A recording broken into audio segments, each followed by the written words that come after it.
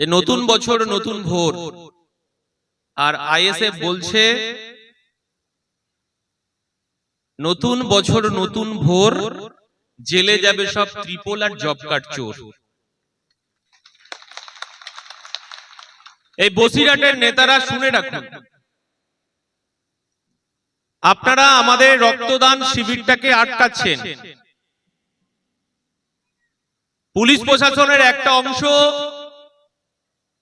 আপনারা চটি চাটতে চাটতে, আপনাদের মানে প্রশাসনের চটি চাটতে চাটতে, তৃণমূলের চটি চাটতে চাটতে চটি অর্ধেক হয়ে গেছে।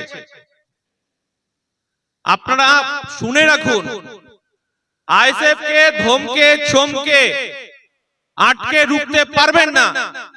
আমরা আবার 21 তারিখ ডাক দিয়েছি ধর্মতলায়। এই পশ্চিম বাংলার গরিব খেটে খাওয়া শ্রমজীবী মানুষের অধিকার প্রতিষ্ঠা করার লক্ষ্যে। এই গরিব মানুষ 11 বছরে, এই 12-13 বছরে তার সর্বস্ব হারিয়ে ফেলেছে।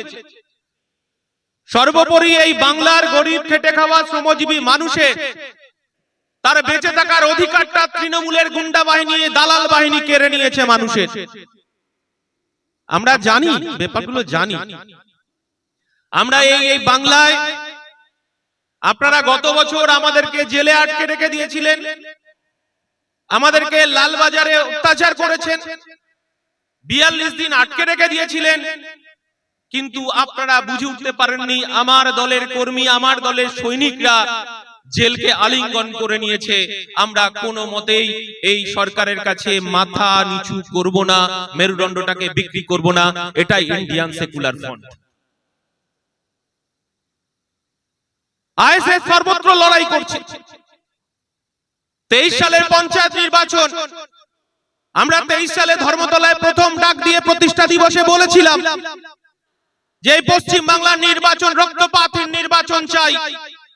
আমরা বলেছিলাম এই বাংলার গরিব খেটে খাওয়া শ্রমজীবী মানুষের অধিকারকে ফেরত দিতে হবে, কারণ এই বাংলার তার পঞ্চায়েতি ব্যবস্থাকে তৃণমূল গুন্ডা বাহিনী, তৃণমূলের দালাল, তৃণমূলের এমএলএ, তৃণমূলের পঞ্চায়েত সদস্য থেকে, বুথের সুপারভাইজার থেকে গরিব খেটে খাওয়া শ্রমজীবী মানুষের অধিকারটাকে লুট করেছে। আর আইএসএফ লড়াই করছে এই অধিকারকে ফেরত দিতে হবে। আমরা মেরুদণ্ডটাকে বিক্রি করব না। আমাদের বিরুদ্ধে যতই প্রশাসন, যতই মিথ্যে মামলা হোক, আমাদেরকে জেলে আটকে রাখা হোক, আমার দলের সুপ্রিমো, আমার দলের সেনাপতি বলে দিয়েছেন গরিব খেটে খাওয়া শ্রমজীবী মানুষের অধিকার রক্ষার লড়াইয়ে যদি আমাদেরকে 42 দিন কেন 420 দিন যদি জেলে আটকে রাখে, তবু লড়াই আমাদের থামবে না। এই লড়াই তৃণমূলের বিরুদ্ধে, বিজেপির সাম্প্রদায়িক শক্তির বিরুদ্ধে লড়াই চলবে। এটাই ইন্ডিয়ান সেকুলার ফ্রন্ট। আমরা বিকল্পের কথা বলছি। আমরা বলছি নানা ভাষা নানা মত, নানা ভাষা নানা মত, নানা ভাষা নানা মত, নানা পরিধান, বিবিধের মাঝে দেখো মিলন মহান। আমরা ইন্ডিয়ান সেকুলার ফ্রন্ট বলছি, মোরা এক বৃন্তে দুইটি কুসুম, হিন্দু মুসলমান, মুসলিম তার নয়নমণি, হিন্দু তাহার প্রাণ। আমরা ইন্ডিয়ান সেকুলার ফ্রন্ট, আমরা ভারতবর্ষের ধর্মীয় মেরুকরণ করা হচ্ছে। আর যে তৃণমূল কংগ্রেস এই পাতা ফাঁদে পা দিয়ে পশ্চিম বাংলার সাম্প্রদায়িক সম্প্রীতিকে নষ্ট করছে, এই তৃণমূল আর বিজেপির বাইনারি পলিটিক্সের বিরুদ্ধে আমাদের লড়াই। আমরা ভারতবর্ষে দেখেছি 2014 সালে ভারতবর্ষের কংগ্রেসের কোয়ালিশন সরকার চলছে। তখন নরেন্দ্র মোদী, অমিত শাহ তারা ভারতবর্ষের আকাশে বাতাসে ধ্বনিত করলো যে আমরা আজ সেদিন নিয়ে আসবো, পেট্রোলের দাম কমে যাবে, ডিজেলের দাম কমে যাবে, কেরোসিনের দাম কমে যাবে, চালের দাম কমে যাবে, ডালের দাম কমে যাবে, এবং ঘরে ঘরে বিদ্যুৎ পৌঁছে যাবে, বিদ্যুতের দাম কমে যাবে। ভারতবর্ষের মানুষ আরো বিশ্বাস করলো। আজ সেদিনের নাম করে বললো জিরো ব্যালেন্সে 15 লক্ষ টাকা ঢোকাবো। আমরা বিশ্বাস করলাম, ভারতবর্ষের মানুষ বিশ্বাস করে নরেন্দ্র মোদীকে কুর্সিতে নিয়ে আসলো।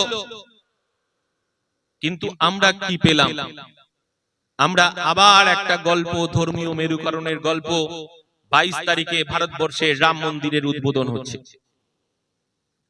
ভারতের প্রধানমন্ত্রী বলছেন যে শ্রীরাম জ্যোতি জ্বালাতে হবে ভারতবর্ষে, প্রত্যেকটা ঘরে ঘরে আমার দেশবাসী, 140 কোটি দেশবাসী শ্রীরাম জ্যোতি জ্বালাতে হবে।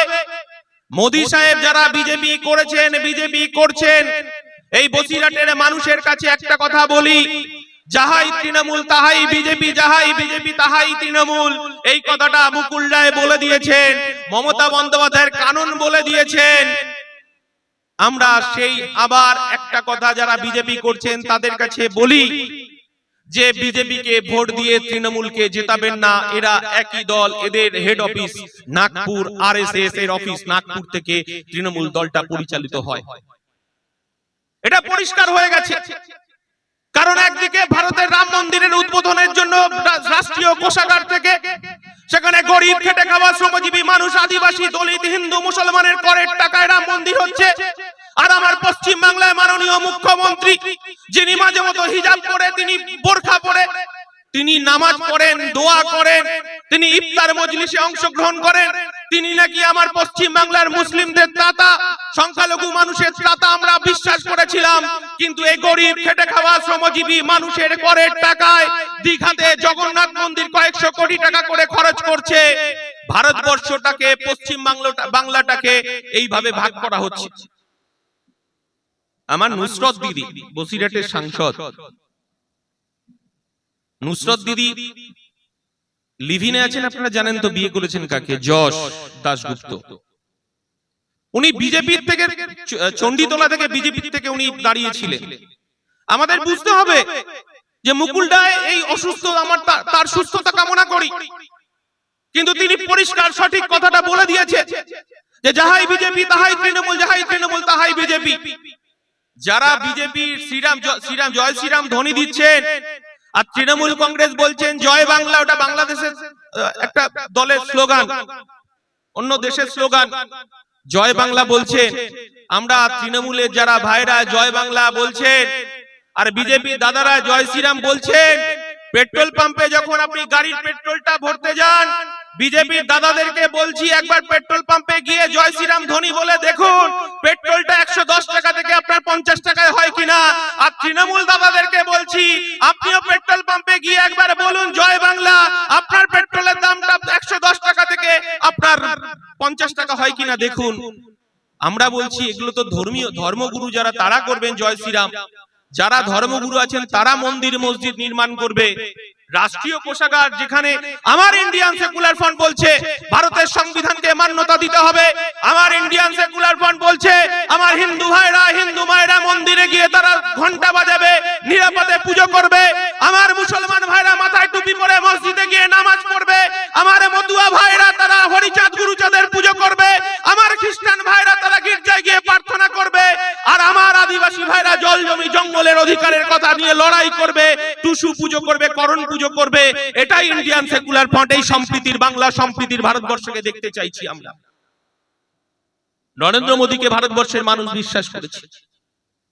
যখন আমরা ইন্ডিয়ান সেকুলার ফ্রন্ট বলছি, আমরা যখন ভারতবর্ষের সাম্প্রদায়িক সম্প্রীতির কথা বলছি, আমরা যখন বলছি আমরা সবাই একসাথে বসবাস করতে চাই, যার যা অধিকার আছে সেই অধিকারকে রাষ্ট্রকে বুঝিয়ে দিতে হবে, সরকারকে তার অধিকার বুঝিয়ে দিতে হবে। সেই অধিকার রক্ষার লড়াইয়ে আমরা আবার চতুর্থ প্রতিষ্ঠা বার্ষিকীতে আমরা আবার ধর্মতলায় উপস্থিত হচ্ছি। আমার দল বলছে যে ভারতবর্ষের সাম্প্রদায়িক সম্প্রীতিকে বজায় রাখতে হবে। পশ্চিম বাংলায় বাইনারি পলিটিক্স চলবে না, হিন্দু মুসলমানের রাজনীতি চলবে না। আমার পশ্চিম বাংলার প্রত্যেক নাগরিককে মাথায় ছাদ দিতে হবে, অর্থাৎ প্রধানমন্ত্রী আবাস যোজনার টাকা দিতে হবে।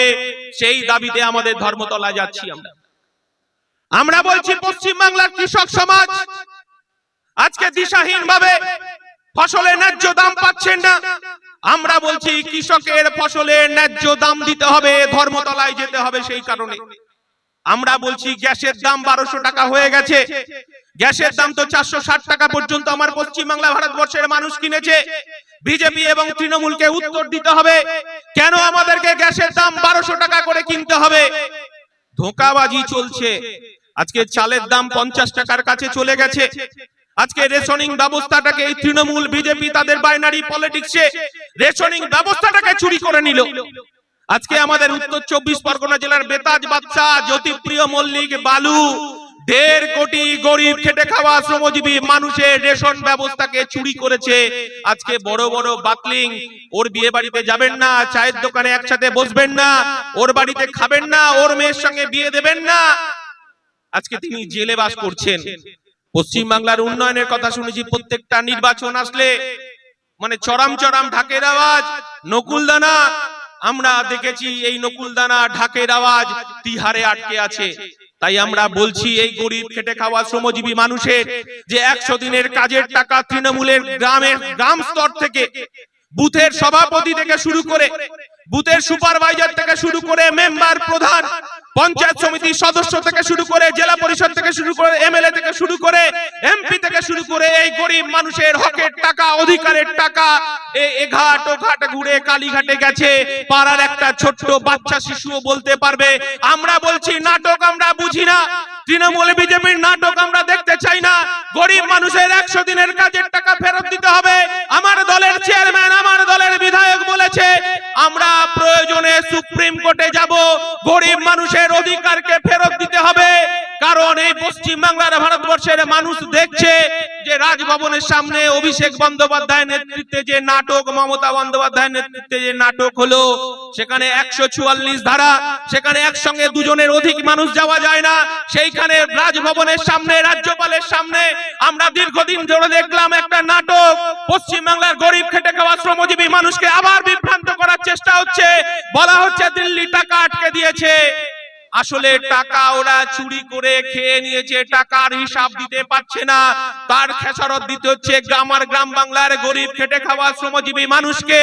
আমরা বললাম সেদিন, আমরা 2023 সালে 21শে জানুয়ারি ধর্মতলায় পশ্চিম বাংলার গরিব খেটে খাওয়া শ্রমজীবী মানুষের অধিকার নিয়ে সেদিন ধর্মতলায় উপস্থিত হয়েছিলাম।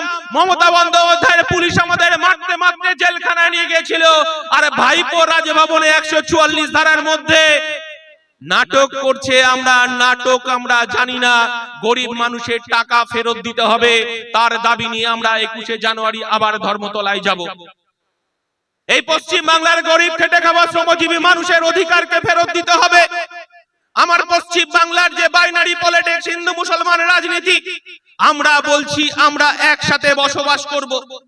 2011 সালে পশ্চিম বাংলায় শিক্ষা ব্যবস্থাটা কি ছিল তার আগে, আর মমতা বন্দ্যোপাধ্যায় সাচার কমিটির রিপোর্টকে সামনে নিয়ে এসে বলেছিল 10,000 নতুন মাদ্রাসা করবেন। আজকে মাদ্রাসা চাল ডাল থেকে শুরু করে সমস্ত কিছু চুরি করে হজম করে ফেলছে তৃণমূলের নেতারা। তার উত্তর তো দিতে হবে, মমতা বন্দ্যোপাধ্যায়কে দিতে হবে। মাদ্রাসাগুলোর অবস্থা, যে মাদ্রাসাগুলো বেঁচে আছে সেই মাদ্রাসাগুলোর অবস্থা কোথায়? শিক্ষক নেই, যারা প্যানেলভুক্ত শিক্ষক তারা 1000 দিনের উপরে ধর্মতলায় শুয়ে রয়েছে। তাদের দাবি নিয়ে আমরা 21 তারিখে ধর্মতলায় যাব। 14 তারিখ, এই 21 তারিখের ধর্মতলা থেকে 14 তলাকে কাঁপানোর জন্য ইন্ডিয়ান সেকুলার ফ্রন্ট বুক চিতিয়ে লড়াই করবে। এই লড়াই আমাদেরকে জারি রাখতে হবে, এই লড়াইকে আমাদের সংগঠিত করতে হবে।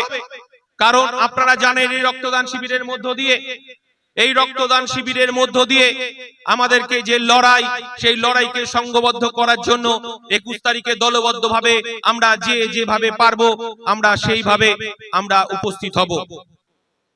সবাই ভালো থাকবেন, সুস্থ থাকবেন। এরপরে বক্তব্য রাখবেন আমাদের দলের চেয়ারম্যান, বক্তব্য রাখবেন, আপনারা শুনবেন। জয় হিন্দ, ইনকলাব জিন্দাবাদ, ইন্ডিয়ান সেকুলার ফ্রন্ট জিন্দাবাদ।